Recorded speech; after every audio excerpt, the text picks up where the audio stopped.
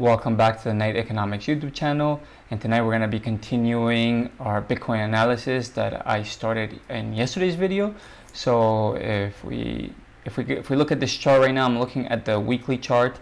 Like I mentioned in yesterday's video, we just had a downward cross between the fast moving moving average, which is this red line here. That's the 5 EMA, and it moved below the 200 weekly simple moving average.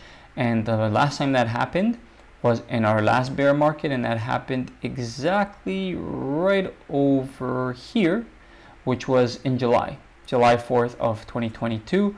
And from that open to the close of that, we had a move of about 20% from the open to the close. If we measure that exact same move now on this one, I know it's a little bit hard to tell here, 20% move to the downside would bring us around 50,000 US dollars if we were to get the equivalent move this time around. Now, with that being said, this has only happened once, so we only have one iteration of this. We had another iteration of this 2 bear markets ago, but it was pretty much near the end of the bear market, so you didn't actually have a downward move to the downside, and that simple, or the red EMA stayed below the 200 simple moving average only for 2 closures, and then moved its way back up. So we need to see how long this red moving average stays below the 200 simple moving average. And again, this is on the weekly look, so only time will tell. But this is obviously, especially at this time, is not like it's not near the end. I mean, we're coming near the end of the bear market, but it's still somewhat early, right? We probably have another quarter of bearness to go, so that's about another 3 to 4 months to go of bearness in terms of this bear market, in my opinion. So I wouldn't be surprised to see Bitcoin come down to the 377 exponential moving average here on the weekly, and it's currently sitting at 52,700 and possibly lower. And if you look at some of my other videos, the Bitcoin bottom video, you'll understand why I think this is where a potential low is going to be, somewhere between the 40,000 and 38,000 US dollar range. We'll see if my prediction will get there, but I do see in the medium to short term, potentially, maybe not the short term, but the medium term. I guess they're both medium term. I feel like it's going to come here to the 377, so the 52,000, somewhere around this pocket, probably bounce and then then have a quick wick down later in the, maybe October, November period, maybe even as early as September, wick down, and then it starts working its way back up. That's what I think is going to happen. We will see. Only time will tell. Let me know what you guys think in the comments below. Am I right? Am I wrong? Let me know.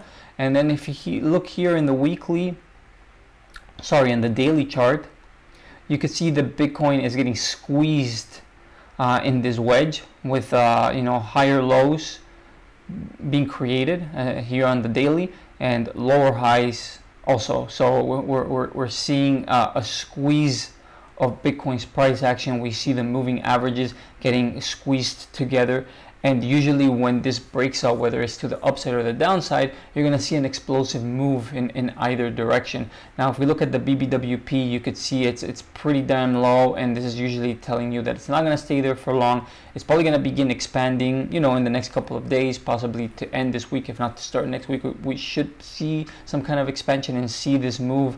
What's the word that I'm looking for? But essentially, forget the word I'm looking for, but essentially we're going to see this price action resolve itself, whether to the upside or the downside.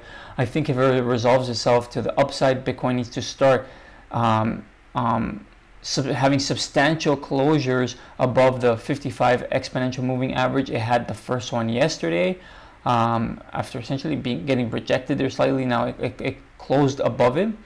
And actually it might be the second close. I might be wrong about that. Let's see, 6448 and the close.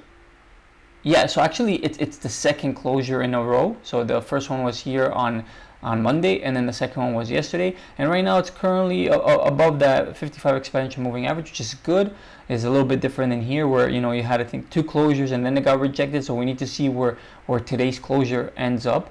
But if we take a look at, so this is the spot price action, right? If we look at the at Bitcoin's future, it presents a slightly different picture because Bitcoin did not close above its 55 exponential moving average on futures market. So I give a little bit more weight to futures market than the spot price. I think it's a little bit more relevant for what we're looking for.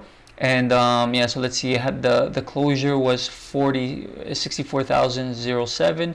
Yeah, so it was under by almost $650 more or less, so it did not close above it, and now it appears like it's being rejected at the 55, at least from the futures standpoint. So that's something to keep in mind. We could also see volatility is super dry, so again, it's very similar like the spot price action. Bitcoin is price action is getting squeezed in between this upper line and this lower line, so higher lows and lower highs all the way through. And again, this is going to resolve itself either to the upside or the downside. BBWP is super low right now, and BBWP is neutral, is direction neutral, so it's not telling us which way it's going to break out, whether it's going to break down or break out to the upside. Only time will tell. And let's take a look at the 2-day. I think this one's interesting. The 2-day also, at least from the future standpoint, is quite bearish because it price action can't seem to establish itself above the 21 exponential moving average here on the 2-day. We could see that the BBWP is essentially at zero. It's at a zero read. It hasn't been here since September of last year, and that's the end of September of last year, before we had essentially our blow off top, if you could even really call it that. So again, a move is brewing.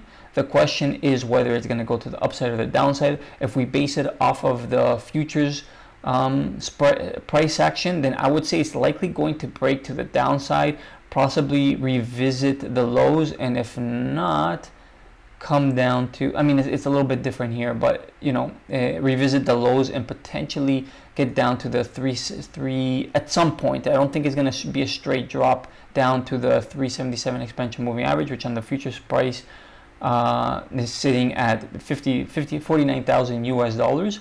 So let's go back to the spot price action, and if we look at that same moving average right now, it's currently sitting at on the weekly standpoint, on the weekly look is sitting at $52,722 right now. So yeah, so I think that if you look at spot price action, it's looking ever so slightly more bullish, and if we look at futures, it looks a little bit more bearish. Again, also if we look at volatility here, it's also getting pretty low here on the weekly as well. The last time it was lower than this was September of last year, so it's getting to some pretty low percentiles here on the BBWP, and it's just telling us that an explosive move is bound to happen at some point. It doesn't necessarily mean today or tomorrow, but at some point we should expect a big move. And yeah, and I mean, in the short term, when we look at the daily, if it doesn't break out to the upside and on the daily doesn't get up to somewhere around this 200 simple moving average, then I would see, I would imagine that we'll get some back down to the lows that were created here on July 1st so early last month, and that's currently the low of $57,748. So we could probably, if it gets rejected here, I think he'll revisit that and then potentially work its way lower to, like I said here, the 377 exponential moving average here on the weekly, and then even lower later on in the year, which would be sometime in October, November, around this time period. I see a wick getting down here and then eventually working its way out of that hole essentially. So again, if you guys are liking the content, please subscribe to the channel, drop a like, let me know if you agree or disagree with me in the comments down below. And like in other videos, sometimes I look at other stocks, like I've been looking at Netflix, and I don't know if I did the McDonald's stock video, but regardless, I'm going to be posting other videos on some other topics. I'm probably going to try to start making some quick bite-sized information for people to digest. If you guys would be interested in that, let me know in the comments down below. And again, I'll see you guys in the next video. Take care. Bye for now.